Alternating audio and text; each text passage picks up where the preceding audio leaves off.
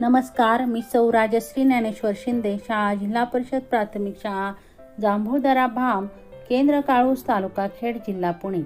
आज आपण इयत्ता 7वी विषय गणित विभाग दुसरा घटक 10वा बँक व सरळ व्याज याचा अभ्यास करणार आहोत.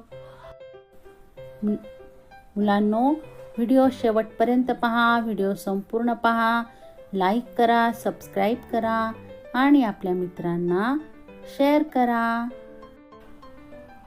मुलांनो, आता आपण बँकेविषयी थोडी माहिती जाणून घेऊया. बँक ही पैशांचे व्यवहार करणारी सरकारमान्य संस्था असते. बँकेमुळे पैशाचे नियोजन म्हणजे अर्थनियोजन करणे सोपे जाते. तसेच बँकेमध्ये रोख रकमेचा भरणा करणे किंवा रोख रक्कम काढणे असा व्यवहार करता येतो. त्यासाठी बँकेमध्ये खाते उघडावे लागते. बँकेमध्ये विविध प्रकारची खाती असतात. त्यामध्ये पहिला प्रकार आहे चालू खाते. खाते मुख्यतः व्यापाऱ्यांसाठी व रोज पैशाचे व्यवहार करणाऱ्यांसाठी असते. यामध्ये खातेदार एका दिवसात कितीही वेळा देवघेव करू शकतो. बँक त्या खात्यासाठी पासबुक व मागणी केल्यास चेकबुक देते. या प्रकारच्या खात्यावर बँक व्याज देत नाही. चेकच्या साहाय्याने बँकेत पैसे भरता येतात किंवा बँकेतून पैसे काढताही येतात.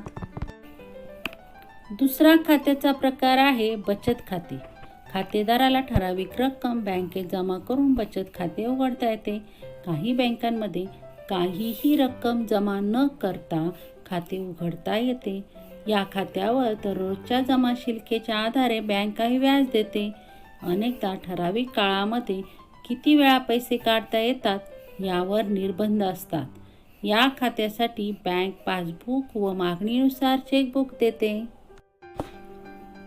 बचत खात्याचा तिसरा प्रकार आहे आवर्ती ठेव खाते. या खात्यामध्ये दर महिन्याला ठराविक रक्कम जमा करतात. ती किती असावी हे बँक खातेदार ठरवतात. या प्रकारच्या ठेवींवर बँक व्याज देते. हे व्याज बचत खात्यापेक्षा जास्त असते. अशा खात्यामुळे खातेदाराची सक्तीची बचत होते. उपरोक्त खात्यांसाठी बँकेत कधीकधी संयुक्त खाते असणे सोयीचे असते. चौथा खात्याचा प्रकार आहे मुदत ठेव.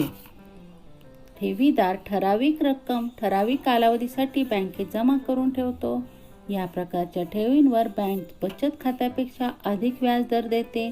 मुदत ठेवींवरील व्याजदर प्रत्येक बँकेत भिन्न असू शकतो. ज्येष्ठ नागरिकांना नियमित दरापेक्षा थोडा जास्त व्याजदर मिळतो.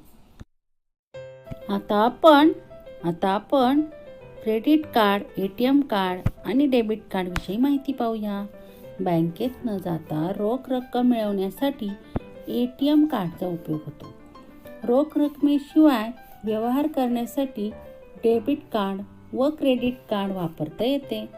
ही कार्ड विनंतीवरून त्या बँकेच्या खातेदारास मिळू शकतात. बँकेत खातं उघडल्यानंतर अशा प्रकारचं एक बँक पासबुक आपल्याला मिळतं. त्यामध्ये आपण ठेवलेली रक्कम, काढलेली रक्कम, त्यावरचं व्याज याचा उल्लेख असतो. या ठिकाणी बँक पासबुकाचे एक पान दिलेले आहे. त्यातील नोंदींचे निरीक्षण करा. यामध्ये दिनांक 2/2/2016 रोजी बँकेत जमा केलेली रक्कम 1500 रुपये आहे आणि शिल्लक रक्कम 7000 रुपये आहे. दिनांक 12/2/2016 रोजी चेक क्रमांक 243965 ने 3000 रुपये रक्कम काढली व शिल्लक रक्कम 9000 रुपये राहिले. दिनांक 26/2/2016 रोजी बँकेने व्याज म्हणजेच इंटरेस्ट दिला आहे. त्याची रक्कम 135 रुपये आहे. तसेच 26/2/2016 अखेर शिल्लक रक्कम 7635 रुपये आहेत. अशा प्रकारे बचत खाते व आवर्ती ठेव खाते यासाठी पासबुक असते. त्या पासबुकामध्ये तारखेनुसार पैसे ठेवलेले किंवा पैसे काढलेले व शिल्लक रक्कम या सर्वांची नोंद असते. अशा प्रकारे बँकेची सर्व खाती आपण पाहिलेली आहेत. आता एक उपक्रम करूया. तुमच्या घरातील मोठ्या व्यक्तींच्या परवानगीने त्यांच्या बँकेच्या पासबुकातील नोंदींचा अर्थ समजून घ्या. बँकेची विविध खाती याचा अभ्यास करा. धन्यवाद.